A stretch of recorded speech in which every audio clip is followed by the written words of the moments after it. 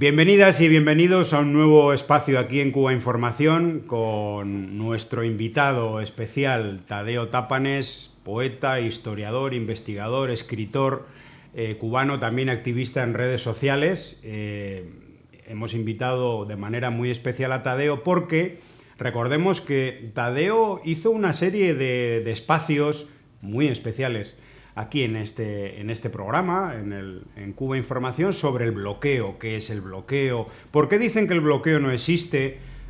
Bueno, sobre una temática abierta, pero con muchos matices, en torno a la guerra económica del gobierno de Estados Unidos sobre la economía de Cuba. Y por supuesto, en las redes sociales, estos vídeos han generado muchísimos comentarios desde la contrarrevolución, que van desde la justificación del bloqueo a la negación de que exista. El bloqueo no es un bloqueo, es un embargo, realmente es un bloqueo o un embargo, pero que afecta a los funcionarios de Cuba y no al pueblo. Bueno, disparates semejantes que pululan por las redes sociales y que tienen también su público.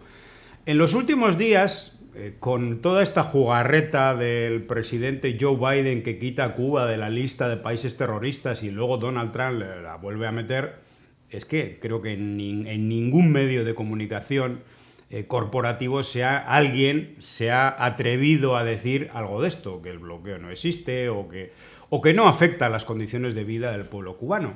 Pero a pesar de todo, hay gente que lo sigue diciendo en las redes sociales. Bueno, pues vamos a hacer hoy un programa muy especial respondiendo a toda esa serie de mitos, comentarios absurdos, pero que ya digo, que tienen gente que se los cree.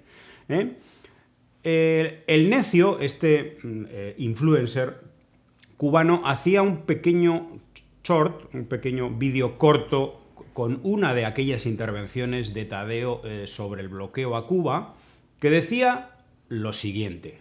Pensar que cuando tú comparas a Cuba con cualquier otro país, estás comparando el capitalismo con el comunismo, es una falacia.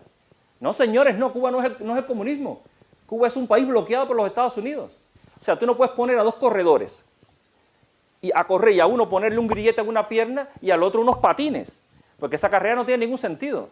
Si tú quieres saber quién corre más, por favor, quítale el grillete a este y quítale los patines al otro, para ver quién corre más. La carrera sería muy diferente, seguro. Pero esa carrera no te la quieren dejar ver. Y si el gran poder de este mundo, los grandes poderes imperiales, no te dejan ver esa carrera, es porque tienen mucho miedo del resultado de esa carrera. O sea, desde el discurso político te dicen el comunismo no funciona, si el comunismo llega al desierto, en 5 años se acaba la arena. Bueno, pero si estás tan claro de que no funciona, entonces ¿por qué no te atreves, aunque sea durante un año, de demostrarle al mundo esa carrera en condiciones normales? O sea, ¿por qué te empeñas de esa manera tan grande de que no veamos esa competición en condiciones normales? Porque no es Cuba quien no quiere echar esa competencia, Cuba está encantado de echar esa competencia. Son ellos los que no se atreven. O sea, si el perro no muerde, ¿por qué le pones 243 bozales? O sea, tú no me puedes decir a mí, no, el perro no muerde, el perro no muerde. Bueno, entonces, ¿por qué le pones 243 bozales? A este pequeño vídeo, por supuesto, hay una versión muchísimo más larga, yo diría que más de una hora, ¿no? Muy interesante. Realmente la recomendamos. Bueno, pues a este vídeo ha habido muchos comentarios y hoy vamos a clasificar algunos de ellos, o vamos a seleccionar algunos de ellos. El primero de ellos, por cierto, Tadeo, estoy presentando el tema, pero ni siquiera te he saludado. Bienvenido a Cuba Información. Muchas gracias, un placer estar por acá. Y bueno, nada, para intentar echar un poco de luz sobre estos asuntos. Luz sobre la oscuridad. Uno de los temas, uno de los ítems, es la justificación del bloqueo. Antes de pasar a quien lo niega, vamos a empezar por hablar de quienes lo justifican, quien dicen que no, el bloqueo a Cuba es merecido, ¿no? Y les voy a leer algunos ejemplos. ¿Qué hizo Cuba con las empresas estadounidenses? ¿Por qué no cuentan esa parte? Esta es una pregunta tonta. Cuba no está bloqueada. El embargo es consecuencia directa de acciones inamistosas de Fidel a inicios de la revolución cubana. Enseguida se acercó a la URSS en plena Guerra Fría y amenazó a Estados Unidos con armas nucleares. Otro imbécil adoctrinado: Cuba no tiene un bloqueo, Cuba tiene un embargo económico por las expropiaciones, robo de propiedades privadas por parte de los Castro cuando llegó el comunismo. Porque nunca ha existido el bloqueo, es un embargo, ya que Cuba expropió empresas americanas y nunca las pagó. Así de sencillo, paren de llorar. Cuba no está bloqueada por comunistas, sino por ladrones. Expropiaron cientos de empresas norteamericanas, no pagaron y los bloquearon. ¡Listo! Pensaron que no habría consecuencias. Ahí tienen, parásitos. Bueno, ¿qué se puede decir a todo esto? Que es una justificación, ¿no? Es ponerse en los pantalones del imperialismo de Estados Unidos. Tadeo. Sí, no, es que esto, o sea, cuando uno recibe todo este bombardeo de ideas, uno se queda muy sorprendido porque no sabe muy bien por dónde entrar, ¿no? Porque son tantas cosas, o sea, detrás de este discurso se esconden tantas cosas, y lo más triste es que te encuentras a personas que cuando le dices, bueno, a ver, ¿dónde está tu argumentación sobre lo que estás diciendo? Te dicen patria y vida, ¿no? Entonces es complicado porque la gente de derechas tiene que estudiar muy poco, ¿no? Porque tú le dices cualquier cosa y te dicen patria y vida. Abajo la dictadura, se te sentan un eslogan. Pero cuando tienen que explicar las cosas no te explican. Entonces la gente de izquierda tenemos que estudiar demasiado, ¿no? Hemos estado teniendo que estudiar la historia del mundo entero para intentar desenmascarar todas estas tramas, todos estos engaños que al final hay truco, hay trampa detrás de todo, ¿no? O sea, al final te lo pone muy bonito, pero hay una gran trampa detrás de todo, y como hay tanto dinero detrás de ellos, o sea, pues entonces te lo pueden enmascarar muy bien, y luego los medios de comunicación te cuentan lo que a ellos les conviene contarte, lo que no les conviene contarte no te lo cuentan. Entonces es muy difícil luchar contra esto, es muy difícil luchar contra un sentido común creado desde los medios de comunicación y desde ciertos discursos que simplemente ocultan la verdad. O sea, hemos llegado a unos tiempos, que son estos tiempos que estamos viviendo hoy, donde la polarización política es tremenda, pero ya en los medios de comunicación no son capaces de hacer un panel. Vamos a hacer un panel aquí con personas de izquierda, de derecha y de centro, para que cada persona exponga sus criterios y lleguen a conclusiones. No, ya no.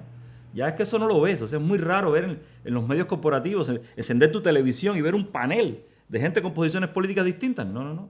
La gente, por ejemplo, el tema de las elecciones de Venezuela. O sea, hay observadores españoles que fueron a las elecciones de Venezuela y no los entrevistan a ninguno. A ninguno de los que estuvieron allí. Porque lo que tienen para decir no les gusta. Entonces no los ponen. Entonces, es que en el caso cubano no entrevistan a cubanos. O sea, te ponen a Marco Rubio, a esta gente diciendo, no, si las medidas que yo estoy tomando para Cuba, los cubanos están contentísimos con mis medidas. Entonces tú dices, bueno, acá, pero ¿a qué cubano tú le has preguntado? O sea, ¿con qué cubanos tú te relacionas? Si es que tú nunca has pisado Cuba. O sea, si tú no sabes nada de Cuba. Si tu lengua materna no es ni el castellano. Si tú hablas mejor el inglés que el castellano. O sea, no tienes nada de la cultura cubana.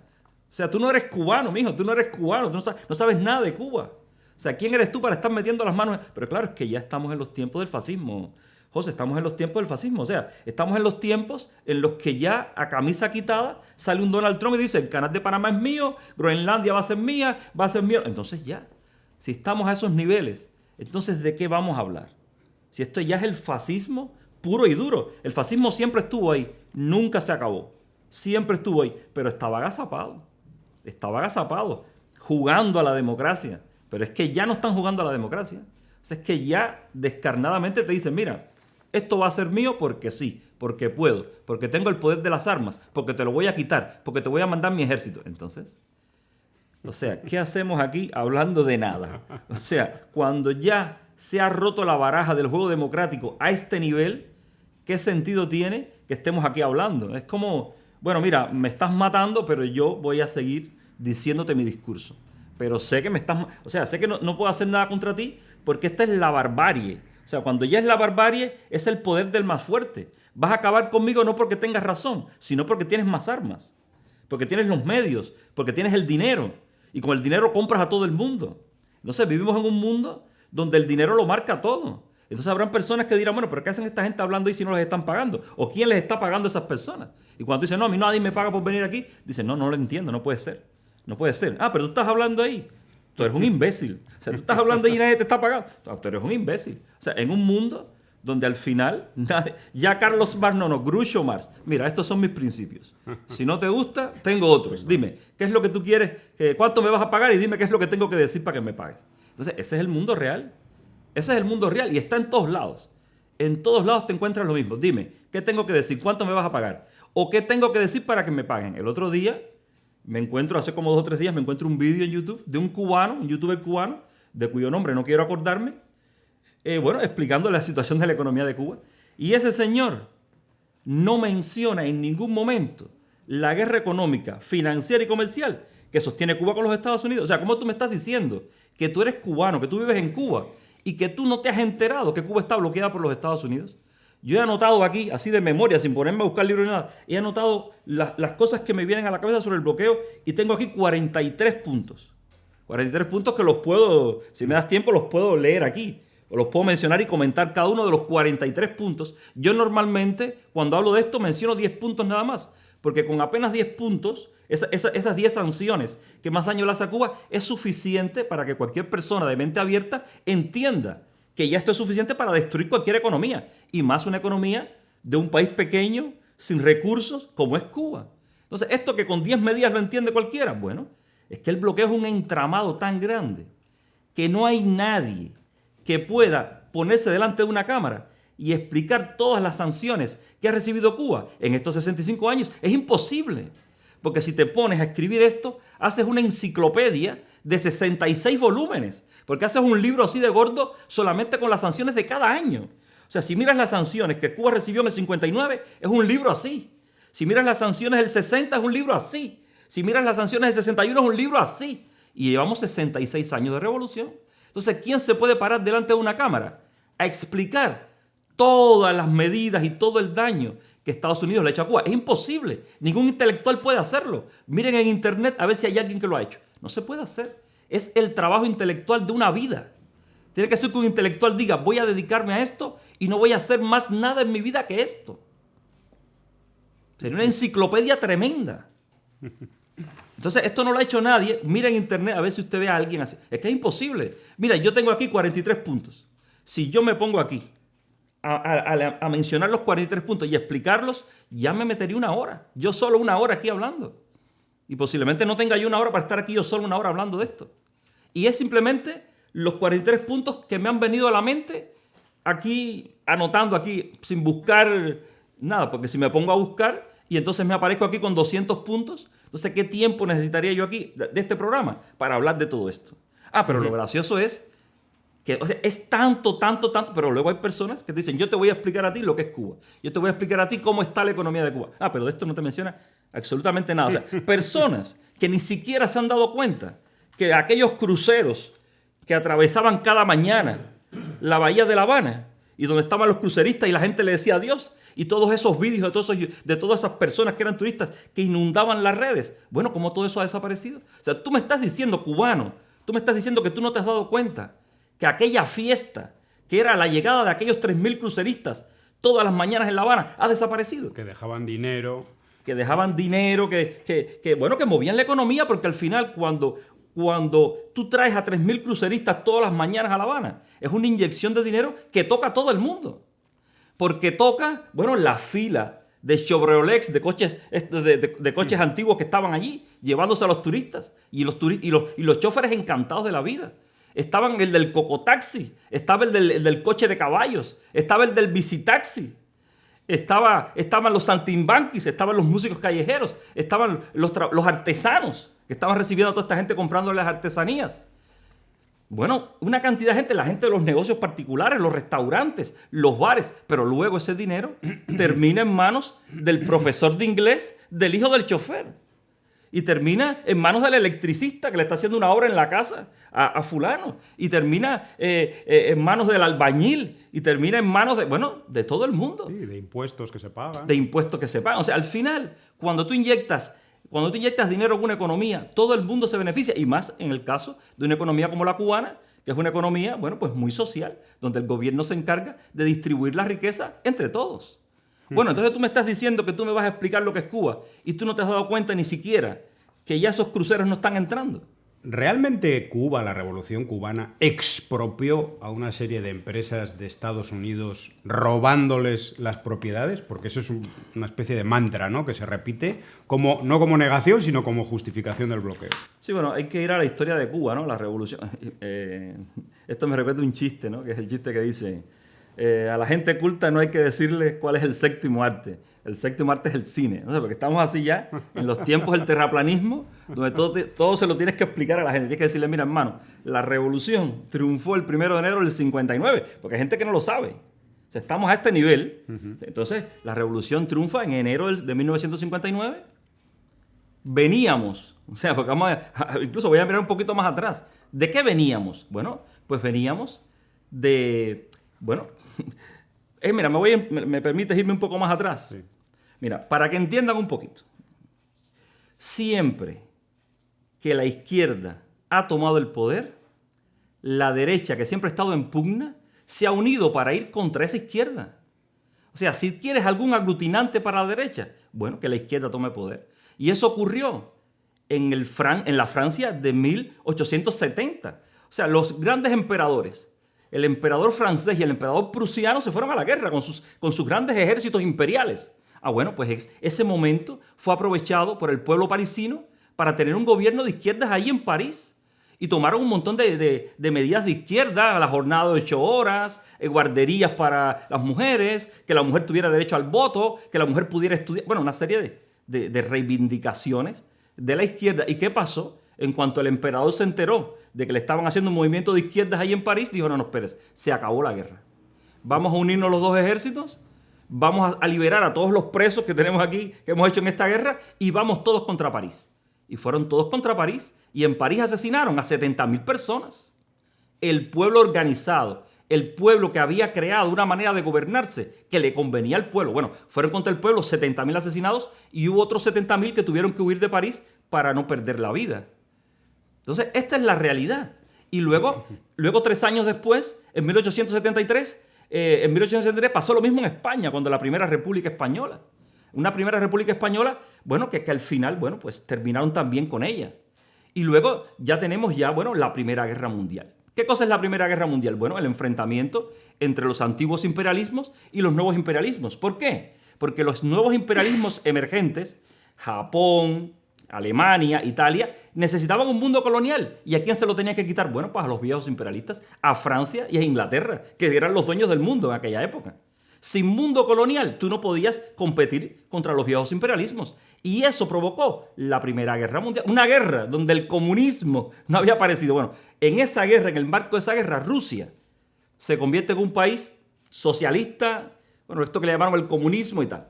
Entonces, ¿qué pasó? Se empodera la izquierda, los bolcheviques, se empoderan en Rusia. ¿Y qué pasó? Aparece la Unión Soviética. ¿Y qué pasó? Que automáticamente el conflicto de los imperialismos se acabó. Entonces todos los imperialismos habidos y por haber se unieron ¿contra quién? Contra el verdadero enemigo, que es la izquierda empoderada. Todos contra Rusia. Y ahí tuvimos 20 y tantos naciones contra Rusia. Y eso provocó el crack del 29, porque al final, si tú vas todos contra ese país, bueno, pues al final destruyes tus economías poco a poco. Y al final, ¿a quién utilizaron en ese contexto? Bueno, a la Alemania destruida, a la Alemania derrotada en la Primera Guerra Mundial. Esa Alemania que quedó derrotada en la Primera Guerra Mundial, bueno, pues las grandes empresas, las grandes élites de poder económico, sobre todo anglosajón, norteamericano e inglés, bueno, instrumentalizaron a los alemanes para que fueran contra el comunismo, porque ese era el enemigo. Y entonces se pusieron en función de desarrollar la economía alemana para tener a un perro de presa ¿contra quién? Bueno, pues contra el comunismo soviético. Y entonces, bueno, pues ya tuvimos la Segunda Guerra Mundial. Lo que pasa es que no pudieron vencer a los soviéticos. O sea, Hitler no pudo vencer a los soviéticos y al final mordió la mano que le dio de comer. Y vino contra Francia y luego vino contra Inglaterra. Y aún así, los Estados Unidos estuvieron 1939, 1940, 1941, 1942, 1943 y la mitad de 1944 sin entrar en la guerra. Haciendo una guerra extraña, que si Japón, que si no sé qué, pero venir a luchar a los nazis en ningún momento. En junio del 44 entraron en Normandía. Y es ahí donde Steven Spielberg te empieza a contar la Segunda Guerra Mundial, con una película que se llama Salvar al Soldado Ryan. Entonces, a través de Hollywood, te cuentan la Segunda Guerra Mundial como si la Segunda Guerra Mundial hubiese comenzado el 4 de junio del 44, cuando realmente ahí se estaba acabando la guerra. Los Estados Unidos simplemente vinieron a salvar a los dos fascismos que le quedaban en Europa, al fascismo español y al fascismo portugués, a Salazar y a Franco. Entonces, cuando aquellos soldados republicanos españoles que estaban peleando en París, que le pusieron la medalla al valor porque haber luchado contra el fascismo, cuando le preguntaron al general Patton, bueno, ¿qué? Ahora vamos contra Franco. Y el tío dijo, no, contra Franco no, si yo contra Franco no tengo ningún problema. Franco no se ha metido conmigo. No, porque Franco ha matado 300.000 personas. No me importa, yo con ese señor no tengo ningún problema. Yo lo que no puedo permitir es que haya un gobierno prosoviético en España o en Portugal, porque el ejército rojo se me mete hasta Portugal. No puedo permitir eso. Entonces, ¿quiénes son los verdaderos enemigos? ¿Quiénes estaban enfrentando? ¿Acaso podemos decir, como dice la propaganda, que los Estados Unidos nos libraron del fascismo? No. Los Estados Unidos lo que hicieron fue perpetuar el fascismo, defendiendo los dos fascismos que le quedaban en Europa y luego regando la América Latina de dictaduras fascistas. Y entonces ahí tuvimos a Stroessner en Paraguay, Bardoberri en Uruguay, Castelo Branco en Brasil, Pinochet en Chile, Batista en Cuba, Duvalier en Haití, Hernández en El Salvador, Ríos Montt en Guatemala. Entonces, Pérez Jiménez en Venezuela, Trujillo en la República Dominicana. Y luego te dicen, no, si a nosotros lo que nosotros queremos es la libertad y la democracia. Y nosotros odiamos las dictaduras. Entonces tú dices, bueno, ven acá, si tú odiabas las dictaduras, ¿cómo es posible que permitieras 15 dictaduras asesinas en Iberoamérica? O sea, ¿cómo lo hiciste? O sea, ¿cómo tú me vas a decir a mí que a ti las dictaduras no te gustan? Si tú las creaste, las alimentaste, las amamantaste, hiciste la vista gorda con todos los asesinatos. Entonces, ¿cuál es tu problema con la dictadura de los Castro? O sea, ¿cuál es tu problema? Entonces, triunfo de la revolución.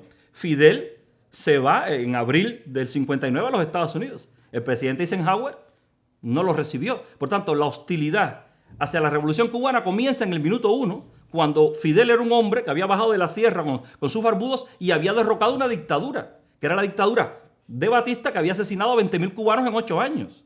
Entonces, ¿qué tenías en contra de Fidel? ¿Qué tenías en contra de la naciente revolución? Bueno, lo que tenías en contra de Fidel y de la naciente revolución es que no iban a ser un monigote de los Estados Unidos. O sea, no estaban dispuestos a pegarse a sus intereses. Y entonces, cuando esta gente, Eisenhower, Nixon, dijeron, no, este señor quiere gobernar en Cuba de verdad, este señor no va a ser un instrumento nuestro, dijeron, bueno, pues hay que acabar con la revolución. ¿Y cómo acabas con un país? Pues muy fácil, este país es dependiente de mi petróleo. Entonces digo, bueno, pues ya yo no te mando más petróleo. Y cuando dijeron que no mandaban más petróleo, bueno, pues entonces. Pero claro, ellos lo hicieron sabiendo que alguien te tiene que dar el petróleo. Entonces, ¿quién iba a darte el petróleo? Bueno, pues la Unión Soviética. Y si ya la Unión Soviética te da el petróleo, ya era suficiente para decir que tú eres comunista. Bueno, como pasa hoy. Hoy en las redes sociales tú dices, Cuba está bloqueada y te dicen, tú eres comunista. Entonces, en aquella época era igual. Si coges el petróleo soviético, tú eres comunista. Entonces, era lo que querían, acusar a Cuba de comunista. Cuando le preguntaban a Fidel, ¿usted es comunista? Fidel decía, no, yo no soy comunista, mi revolución es verde como las palmas. Yo comunista no soy. Esto es una patraña de los enemigos. Bueno, pues rápidamente lo acusaron de comunista en cuanto cogió el petróleo. Y entonces, bueno, llegó un momento en que, entonces ahí fue cuando las refinerías norteamericanas, a petición de su gobierno, dijeron, no, nosotros no vamos a refinar el petróleo ese que tú traes. Y entonces ahí cuando la revolución cubana dice, mira, tú pusiste tu refinería aquí en este país, firmando un papel, no conmigo, firmando un papel con los gobiernos de turno, donde tú te comprometías a refinar nuestro petróleo en calidad de privilegio. Por tanto, tú por lo que tú firmaste aquí, por contrato, no te puedes negar a refinar mi petróleo. Si tú te niegas por contrato, te hago lo mismo que le hizo Pacheco al Micha. Que si no quieres seguir cantando para mí, te quito todos los vídeos de YouTube. Porque tú firmaste aquí. Entonces Micha dijo, ve acá, pero si yo gano $1,5 millones todos los meses, ¿cómo me van a pagar a mí $12,000 al mes? El tío dijo, esto es un robo. Y Pacheco le dijo, lo siento, tú firmaste aquí. Cuando tú estabas en La Habana y tú no eras nadie, tú firmaste aquí. Bueno, pues lo mismo le hizo Cuba a esta gente. Tú firmaste aquí. Tú firmaste aquí. Tú firmaste, nosotros te dejamos poner tu refinería en Cuba porque tú firmaste aquí un acuerdo con el gobierno cubano diciendo que tú tenías que refinar nuestro petróleo, que tú te comprometías a refinar nuestro petróleo. Y no me digas que el petróleo ruso es pesado porque lo estás refinando en Argentina. O sea, en Argentina no tienes ningún problema para refinar petróleo ruso. Entonces, ¿cómo tú me vas a decir que es que el petróleo es pesado? Si no refinas mi petróleo, te nacionalizo con todas las de la ley. Pero además, tengo derecho a nacionalizarte sin pagarte un centavo, porque te estoy nacionalizando, pero por incumplimiento de contrato. Lo mismo que Pacheco al Micha, no te pago un duro. Y entonces el gobierno cubano dijo, yo no quiero problemas contigo. Tu problema es con tu gobierno. Habla con tu gobierno. Yo no tengo ningún problema en pagarte. Es más, con el dinero de la zafra azucarera de este año, yo te voy a pagar lo que te debo. Vamos a sentarnos y te vamos a pagar, ¿con qué? Con el dinero de la zafra de este año. Entonces Estados Unidos dijo, bueno, yo no te compro el azúcar, porque Estados Unidos compraba el 80% del azúcar cubana. Entonces Estados Unidos dijo, tú vas a pagar las indemnizaciones con el azúcar, pues yo no te compro el azúcar. Entonces la Unión Soviética dijo, bueno, no te preocupes que el azúcar lo voy a comprar yo. Y con ese dinero que dio la Unión Soviética por el azúcar, se le nacionalizó a todo el que quiso ser nacionalizado. Bueno, es que de hecho se nacionalizó a todo el mundo, menos las empresas norteamericanas, porque el gobierno dijo, ustedes no acepten ninguna indemnización, que nosotros vamos a invadir Cuba. O sea, no se preocupen que nosotros vamos a invadir Cuba, no se preocupen por eso. Y efectivamente, nos invadieron en Bahía de Cochinos, lo que eso fue un fracaso. Y entonces, desde allá hasta acá, bueno, vino la crisis de los misiles y todo eso, pero el tema es que desde allá hasta acá, el gobierno cubano siempre ha estado abierto y en disposición para negociar estas cosas, para sentarse con las empresas norteamericanas y decir, a ver, mijo, ¿cuánto te debo? No lo que a ti te dé la gana. Tú firmaste un papel aquí donde tú dices que tú invertiste 100 millones de dólares en poner la refinería. Pues 100 millones te voy a dar. Vamos a crear plazos, vamos a resolver este problema, como ocurre en el mundo entero. Porque si usted sabe algo de economía, sabe que cuando usted analiza los conflictos y los litigios económicos en el mundo entero, bueno, todo el mundo se pone de acuerdo y se paga en 20 años. Bueno, es que eso es normal. No en la vida de las grandes empresas, en la vida de la gente. O sea, tú puedes comprar una casa y dice la pago en 30 años. O sea, eso es normal. Bueno, esa gente nunca se han querido sentar con Cuba a negociar nada. Y entonces te dicen que es un embargo. Mira, la palabra embargo, si tú te metes en el diccionario y lees lo que dice la palabra embargo, te das cuenta que no tiene nada que ver con esta guerra económica, financiera y comercial que hay con Cuba. La palabra embargo en sí mismo incluye, dentro del espíritu de la palabra, incluye dos cosas. Primero, yo te embargo a ti en proporción a lo que tú me debes. Pero el tema es que la suma de todas las propiedades norteamericanas en Cuba no llega a 2.000 millones. Y Cuba pierde por concepto de bloqueo 4.000 millones todos los años. Y ya han pasado 66 años. Entonces, si yo lo que te debo a ti son 2.000 millones, ¿cómo tú me vas a quitar 4.000 millones a mí por 66 años? Pero además hay otra cosa. La palabra embargo se sobreentiende que yo te estoy quitando algo. O sea, yo con estas medidas estoy recibiendo el dinero que tú me debes. Pero es que las medidas norteamericanas no están diseñadas para que Estados Unidos gane nada. Estados Unidos pierde con todo esto. No solo pierde Estados Unidos, pierde el mundo. Esa es otra historia, esa es otra investigación que habría que hacer. Que alguien se ponga a calcular todo el dinero que los diferentes países han perdido por seguirle a los Estados Unidos el juego y no negociar con Cuba. Hay montones de empresas en los propios Estados Unidos que están perdiendo dinero por no comerciar con nosotros. Hay, por ejemplo, empresas en Estados Unidos que producen tractores, maquinaria agrícola, etcétera, etcétera, que están locos por comerciar con Cuba, porque tengo en mi almacén 50.000 tractores que no tengo a quién vendérselos, porque las crisis del capitalismo son crisis de superproducción. O sea, el problema no es que yo no puedo producir, el problema es que yo no tengo a quién venderle lo que produzco. Y esas crisis de superproducción existen en un montón de empresas del mundo que estarían encantados de invadir con sus productos a Cuba. Lo único que necesitan es que Cuba pueda endeudarse con esa gente, pero Estados Unidos, el bloqueo, le impide a Cuba endeudarse. Cuando usted coge la tabla de la deuda por países, se encuentra que todos los países tienen deudas astronómicas y la deuda de Cuba es una cosa raquítica. Por tanto, nosotros, si no podemos endeudarnos al nivel que se endeuda el mundo, nadie puede comparar a Cuba con el resto de países, ni pueden decir que están comparando el comunismo cubano o el socialismo cubano con el capitalismo. O sea, tú no puedes decir España es el capitalismo, porque España se endeuda todos los meses en 4.000 millones de dólares. Todos los meses se endeuda en 48.000 millones. Entonces, ¿cómo tú vas a decir que esto bonito que ves aquí en España es porque el capitalismo lo embellece? No, quítale la deuda, impídele que se endeude en 4.000 millones o permítele a Cuba que se endeude en 4.000 millones, porque si Cuba hoy pudiera coger 4.000 millones que se lo pidiera prestado cualquiera, con 4.000 millones fabricábamos 5 termoeléctricas ahora mismo y ya en Cuba no hubieran apagones. Entonces, ¿cómo vas a comparar una cosa con la otra? Que llevamos décadas de esta manera. Mira, Tadeo, tú precisamente además en el vídeo tan comentado dices, Cuba no es el comunismo, Cuba es un país bloqueado por Estados Unidos. Sin embargo, los comentarios son R que R con el comunismo.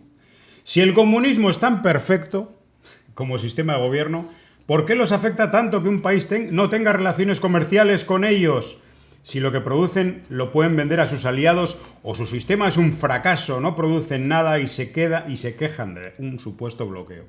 Si a más de Cuba no hay otro país comunista en el mundo, según vos, será porque el comunismo no funciona en ninguno. Compare otros países, uno capitalista y otro comunista. A ver, tú ya has apuntado algo. O sea, no se puede decir que el comunismo sea perfecto o imperfecto.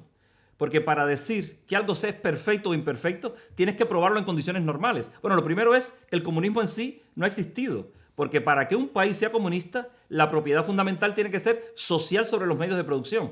En Cuba, la propiedad fundamental es estatal sobre los medios de producción. Por tanto, puedes decir que Cuba es un país socialista y cada vez la propiedad en Cuba se diversifica más. O sea, hoy la propiedad privada en Cuba pues tiene un % muy alto. Ya casi la mitad de los trabajadores cubanos, no sé si un tercio o la mitad casi, ya trabaja para los particulares. Entonces, es que no puedes calificar que Cuba es un país comunista. Incluso el socialismo que hay en Cuba es un socialismo que, bueno, hay personas que dicen socialismo de Estado, porque el Estado tiene en sus manos, bueno, la propiedad fundamental. Pero cada vez se diversifica más esto.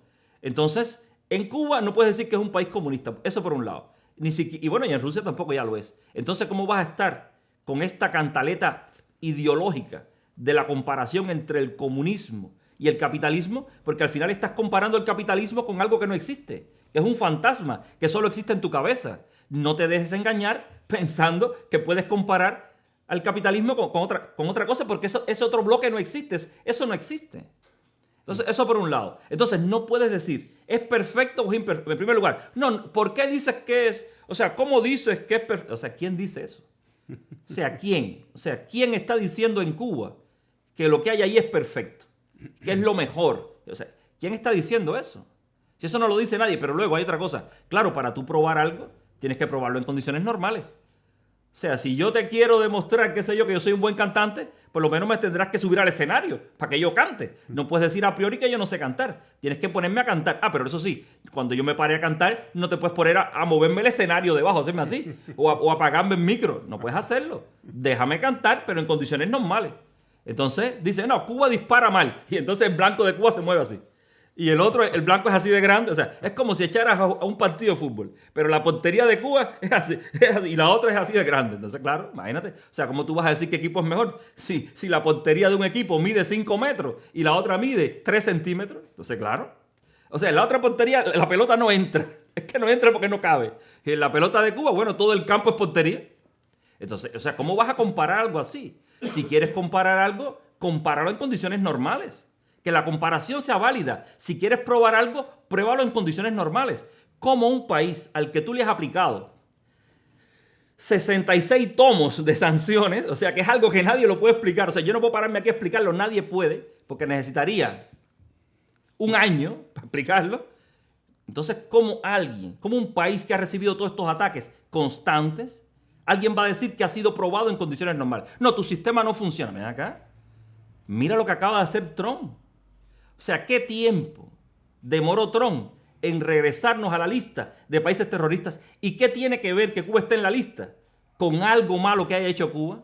Ahora mismo se ha demostrado que nosotros no estamos en la lista por algo malo que hemos hecho. Estamos en la lista porque nos tienen pánico. Digan lo que digan, nos tienen pánico. Y Donald Trump estaba en la cama con su mujer y la mujer le decía... El hombre decía, y decía que quieres... No, que Cuba, que tengo que levantarme mañana para meter a Cuba en la lista otra vez. Entonces, señores, eso es pánico, terror. Entonces, ¿por qué le tienes tanto miedo a ese sistema? Si a ti el sistema no te interesa, si no te preocupa, ¿por qué no te demoraste 15 días? Aunque sea por respeto a Biden, vaya. Que te has sentado con él, que te has tomado un té con Biden, que lo tenías sentado al lado en tu discurso. Un poco por respeto a Biden. Lo hubieses dejado por lo menos 72 horas con las cosas que el hombre puso. No, es que no puedes estar ni 72 horas permitiendo que Cuba esté fuera de la lista. Nos tienes que poner en la lista. Es que ya no te has fabricado. O sea, estás tan crecido que ya no necesitas ni siquiera una justificación creíble. Yo pensaba que se ibas a inventar algo como los ataques sónicos, pero no. Es que ya ni los ataques sónicos. O sea, ya te meto en la lista porque yo quiero meterte en la lista. Porque puedo. Porque me da la gana. Entonces... ¿Quién ha roto la baraja del juego democrático? ¿Cómo alguien va a decir que Cuba no es un país democrático? Es que tú no estás viendo la falta de democracia en tu país. ¿Cuándo tú has visto a Díaz-Canel firmando 100 decretos? O sea, gobernando en Cuba por decreto. ¿Cuándo tú has visto eso? Ah, pero tienes al otro gobernando por decreto y no dices que es un dictador.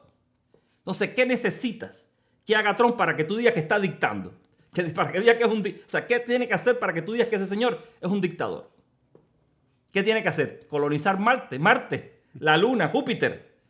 Dime, ¿qué necesitas? ¿Qué más necesitas para darte cuenta que esto es el fascismo? ¿Qué más necesitas para darte cuenta que la dictadura la tienes delante de tus narices y no haces nada? Porque entonces hay una manifestación en Cuba pagada desde Estados Unidos, muere una persona y ya sale Biden, que hay que cambiar la ley, que Cuba es un régimen manchado de sangre. Y tiene 150.000 palestinos entre muertos y heridos y no dices absolutamente nada. A ese señor no lo metes en la lista de terroristas. No te metes tú mismo en la lista de terroristas cuando has hecho tantos actos terroristas documentados. Entonces, ¿cómo vamos a pararnos aquí a hablar de democracia, de libertad o de algo? Son cosas que no tienen sentido. Otro de los ítems es el siguiente. Cuba puede comerciar con cualquier país menos Estados Unidos. Todo el vídeo de usted, de Tadeo, mintiendo. Es decir, no hay bloqueo de Estados Unidos al comercio de Cuba, toda vez que Cuba comercia libremente con decenas de países, más de 100. No hay nada que le impida a Cuba comerciar con el mundo. Cuba puede comerciar con España, Rusia, China, pero al tener toda la economía controlada por el Estado, ni Dios quiere invertir y tiene sus ciudadanos muertos de hambre. No, al final, o sea, solamente tienes que ir a Cuba, ir a los supermercados cubanos, para que veas la cantidad de productos variopintos que hay ahí. O sea, un montón de productos rarísimos. Que tú dices, bueno, no sé, yo muchas veces voy con mi esposa al supermercado en Cuba, que mi esposa es de aquí de España, y cuando cojo unas aceitunas y dice, producto de España, le digo, ven acá, ¿tú conoces esto? Y dice, no, yo no sé. O sea, al final hay 15 aceituneras en España. Las 3 primeras le venden a Estados Unidos y esas a Cuba no le venden. Porque si le venden a Cuba, entonces a Estados Unidos no le pueden vender. Hay un montón de productos que están en el mundo entero. El chocolate Milka, el Toblerone, el no sé qué, el Carolina Herrera. Entonces tú dices, ven acá, ¿por qué esta gente no está en Cuba? ¿Por qué en Cuba no hay una Apple Store? ¿Por qué en Cuba no hay un concesionario de Ford, de Chevrolet? O sea, estas cosas que las hay en el mundo entero, ¿por qué en Cuba no las hay? Ah, porque no quieren ver. Mentira. Si pudieran, pues se meterían en Cuba tranquilamente. Ahí está la presión norteamericana detrás de todo esto. Si Cuba no puede tocar el dólar, si Cuba está en la lista de países terroristas, es como si a Cuba lo metieras en una lista de búsqueda y captura. Es como si cogieras a una persona y lo pusieras en búsqueda y captura por el FBI o por Interpol. Una persona que esté en búsqueda y captura tiene congelados automáticamente todos sus fondos, o sea, todo su dinero. El dinero de los bancos se queda congelado como Cuba los tiene congelados. No puedes tocar el dólar, no puedes hacer ninguna transacción con nadie. Estás maniatado. Casi todo lo que comercia Cuba, lo comercias, bueno, pues por trasmanos, triangulando las cosas. Por ejemplo, tú le dices a una empresa, qué sé yo, de Dinamarca, que Estados Unidos no quiere que tú... Entonces, el tío de Dinamarca dice, pero ven acá. O sea, pero ¿quién es Estados Unidos para decirme a mí? Que yo vivo en un país libre, que yo soy otro país. O sea, ¿quién eres tú para decirme a mí que yo no comercie con quien yo quiera? Entonces, o sea, cuando te pones a analizar las sanciones que Estados Unidos le aplica a Cuba, te das cuenta que son sanciones totalmente fascistas. O sea, una persona en Estados Unidos, de origen cubano, que gana $20,000 al mes, y le tiene que mandar a su familia $300 mensuales porque es lo que el gobierno le permite. Entonces tú dices, ven acá, pero tú no dices que este es el país de la democracia y de la libertad. Entonces, ¿quién eres tú para decirme a mí lo que yo hago con mi dinero? Si yo en este país estoy legal, yo pago los impuestos, yo trabajo como un animal para tener este dinero y tengo a mi madre ahí en Cuba. Le quiero celebrar los 15 a mi hija que está allí. O sea, como tú me dices, si yo quiero que mi hija tenga los mejores 15 que hay ahí, yo le quiero mandar a mi hija $20,000, porque no se lo puedo mandar si es mi dinero. Entonces es así, son una cantidad de cosas que son absurdas, son totalmente absurdas. Y entonces decir que Cuba puede comerciar cuando no puede tocar el dólar, cuando no puede pedir créditos, cuando no puede tener relaciones normales con los bancos. En cuanto te meten en la lista de países patrocinadores del terrorismo, automáticamente saltan todas las alarmas en todos los bancos y en todas las entidades financieras. Ya no puedes hacer nada. Incluso, y eso lo hablaba con un amigo, a Cuba la pueden sacar de la lista de países terroristas y sigue siendo peligroso. Y puedes ir a pedir un crédito en un lugar y te dice el tío del banco, no, mira, a ti te sacaron de la lista, pero es que como yo sé que a ti te pueden incluir en la lista en cualquier momento, tú eres un país de riesgo. Entonces ya, sí, a ti te sacaron, pero sigue siendo un país de riesgo, por tanto yo no me voy a arriesgar a darte un crédito. O yo no voy a hacer negocios contigo. Así que fíjese hasta qué punto, que eso no es que te sacaron, no. Eso pasa como la gente que sale de la cárcel. Sí, tú saliste de la cárcel, pero aquí dice que tú estuviste preso. Entonces yo no quiero una persona que estuvo preso aquí trabajando conmigo. No, mi hermano, lo siento mucho. No, pero si yo cumplí. Bueno, sí, mi hermano, tú cumpliste, pero yo... Mira, mejor me voy a curar en salud y yo aquí no te... Entonces, y eso es lo que pasa. Al final Cuba tiene que luchar contra todo eso, contra el estigma de que alguna vez nos metieron en la lista. Si algo bueno tiene que nos estén sacando y metiendo en este juego, es para que la gente comprenda que el hecho de que Cuba esté en la lista no tiene que ver con algo malo que haya hecho Cuba. También nos dicen, es otro de los mitos, y es el comercio, bueno, un comercio raquítico, hay que decir, de Estados Unidos con Cuba. Mira el supuesto bloqueo de Estados Unidos, y nos pone este individuo una noticia que dice que hay exportaciones de Estados Unidos a Cuba. No manipules, hay vuelos comerciales entre Estados Unidos y Cuba. Fidel hacía negocio con los gobernadores de Florida y de Texas. ¿Qué se puede decir esto? Bueno, yo hice una tabla, ¿no?, con los datos de cómo se mueven las relaciones comerciales, el dinero que se mueve entre ambos países, y tomé varios países latinoamericanos para compararlos con Cuba. Y resulta ser que Cuba está en el fondo de la tabla. Los Estados Unidos y Cuba mueven entre los dos países en un año 346 millones. 346 millones. Vamos a comparar estos 346 con lo que mueve México, por ejemplo. Bueno, México mueve 1.200.000, o sea, 1.000.000, que sería, bueno, 1.249.933, o sea, 1,2 millones. Millones de millones, esos son millones de millones. Y Cuba mueve 346 millones. Bueno, la diferencia entre un país y otro, bueno, es casi, o sea, México comercia 330.000 veces más que Cuba. O sea, son unas cosas tremendas. La República Dominicana, porque si dices, bueno, que México es muy grande. Bueno, la República Dominicana, 20.550 millones. Y Cuba, 346. Guatemala, 15.330 millones. Chile, 35.500 millones. Colombia, 32.700. Bueno, y así sucesivamente. Cuando te vas a Haití, que Haití es lo más pobre que hay, bueno, pues te encuentras que Haití ha movido 2.200 millones. O sea, hasta Haití mueve 6 veces más dinero que Cuba. Entonces, ¿cómo es posible que si la economía de Haití es una economía súper deprimida, si Haití es el país más pobre de la América Latina, mueva 6 veces más dinero que Cuba? ¿Cómo es posible? Pero además hay otra cosa. Las exportaciones de Cuba, o sea, lo que Estados Unidos le compra a Cuba son 5.6 millones. ¿Por qué 5.6? Si ellos son ricos, si son los más ricos del mundo. ¿Por qué si hasta Haití le compran 1.000 millones? ¿Por qué a nosotros 5? No sé, ¿quién va a poder explicar estos datos sin hablar de la guerra económica que Estados Unidos le hace a Cuba? Y luego, claro, Cuba compra 341 millones, pero ¿qué son? Pollo, maíz y soja. O sea, no es que te vendan petróleo, no es que te vendan tecnología, no es que te vendan nada que tenga un impacto real y contundente sobre la economía de Cuba. Lo poquito que te venden, lo tienes que pagar al contado, lo tienes que pagar en unas condiciones tremendas porque nadie te hace un crédito. Y mira qué cosa te venden. El pollo, el maíz, la soja. Pero entonces, ¿por qué no te venden combustible? O sea, ¿por qué no le permiten a Cuba que compre lo que...? Bueno, es que multan a los barcos y a las navieras de cualquier país del mundo que traiga combustible a Cuba.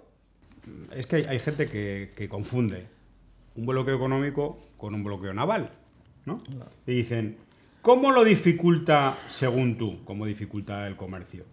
¿Acaso les pone anclas a los barcos? No, anclas no, pero si un barco viene a Cuba y toca puerto cubano, tiene que estar 6 meses para ir a los Estados Unidos. Por tanto, de los 200 barcos que navegan todos los días el área del Caribe, pues solamente el 5% se atreve a entrar en Cuba. El otro 95% no entra. Y mucho más caro. Y luego todo el que viene a Cuba le dice al gobierno cubano, me tienes que pagar esto a este precio. Porque yo me estoy arriesgando por venir aquí. Y luego, bueno, no, se incumple una de las reglas del comercio mundial, que es que el barco que entra en un puerto y descarga tiene que llevarse algo de ese puerto. O sea, la ley lo dice.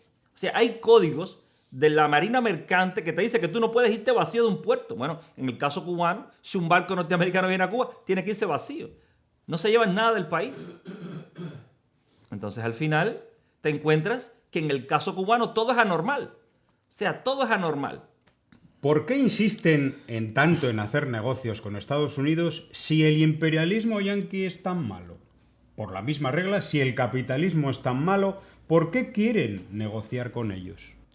No, imagínate, es que no es que nosotros queramos negociar. Nosotros intentamos negociar con lo que podemos. Nosotros intentamos hacer lo que podemos. Pero además, cuando tú estás haciendo negocios con una persona, no estás negociando con el imperialismo. Nosotros vivimos en el capitalismo. Este mundo es el mundo del capitalismo. Nosotros no somos el asteroide B612. Nosotros vivimos en este mundo y este mundo es capitalista. Y tenemos que aceptar unas reglas del juego que no nos gustan, pero son las que hay. Y no es que nosotros estemos en contra del capitalismo porque somos unos alucinados, no. Estamos en contra del capitalismo por 3 o 4 cosas. Estamos en contra del capitalismo porque el capitalismo está destruyendo el planeta. Si seguimos destruyendo el planeta al ritmo que lo estamos destruyendo, en 100 años ya no vamos a tener planeta. Y vamos a desaparecer todos. ¿Y qué puede haber más importante que la supervivencia de la especie? Estamos en contra del capitalismo por lo mal que reparte la riqueza. El capitalismo crea riqueza como nadie, pero la distribuye peor que nadie. O sea, el 1% de la población mundial es dueño del 50% de la riqueza, el 15% más rico es dueño del 85% de la riqueza y tienen al 85% de la población mundial viviendo con el 15% de la riqueza. Si al 1% más rico de la población le dieras el 1% de la riqueza, que es muchísimo, recuerden que el 85% vive con el 15%, bueno, pues si al 1% más rico le dieras el 1%, pudieras lanzar al mar el 49% de todo lo que se produce en el mundo y el 99% de las personas del mundo no se enterarían. Entonces, a ese nivel distribuimos mal lo que se produce. Estamos destruyendo el planeta para producir lo que se produce. Lo distribuimos fatal. Y no estamos haciendo mejores a los seres humanos. O sea, el ser humano nos estamos deshumanizando. La sociedad capitalista no te humaniza, te deshumaniza. Y eso se nota muy fácilmente. Bueno, incluso los mismos cubanos que se van a vivir a los Estados Unidos, en cuanto llegas allí ya tienes que comprarte un arma. Ya todo el mundo tiene un arma, todo el mundo tiene una pistola, si te acercas a mi casa te meto un tiro. ¿Qué diferencia hay entre acercarse a una casa en Cuba a pedir un vaso de agua, a acercarse a una casa en los Estados Unidos a pedir ese mismo vaso de agua? Posiblemente si vas a una casa allí en los Estados Unidos a pedir un vaso de agua, posiblemente lo que salga es con un balazo en la cabeza. Entonces, la diferencia se nota. El cubano se despoja de ese miedo en cuanto se baja en Cuba. Habrá pobreza, habrá lo que tú quieras, pero ese miedo de que tengo que tener una pistola para defenderme, ese miedo se te quita en cuanto bajas allí. Y entonces no es solo que te metan un tiro, porque si tú vives con miedo, tú no puedes ser feliz. En una sociedad donde tú vives con miedo, tú no puedes ser feliz. Bueno, por último, hay una pregunta que quizá no se refiera tanto a los comentarios que tú haces, sino es una respuesta a otro comentario, ¿no? Pero yo creo que tiene mucho que ver con lo que estás explicando. Porque dice, ¿qué guerra hay por el capitalismo? Esta persona pone en duda de que el capitalismo genera guerras, ¿no? Me gustaría que hicieras un pequeño análisis, ya por culminar esta... Bueno, esta intervención. vamos a mirar el mapa del mundo. O sea, que la persona coge el mapa del mundo y diga, a ver, ¿cuántos continentes hay? Bueno, hay 5 continentes. Bueno, las 2 Américas, antes que descubrieran las Américas, pues habían 30 millones de habitantes. De esos 30 quedaron 2 millones. O sea, asesinaron a 28 millones de personas en las 2 Américas. Vamos a África, 35 millones asesinados. Y los que no asesinaron, esclavizados. Y el estigma el estigma de la esclavitud es tan grande que hoy miras a una persona negra y automáticamente piensas en la esclavitud. Porque asocias la palabra esclavitud al negro. Cuando en las sociedades grecolatinas cualquiera podía caer en estado de esclavitud.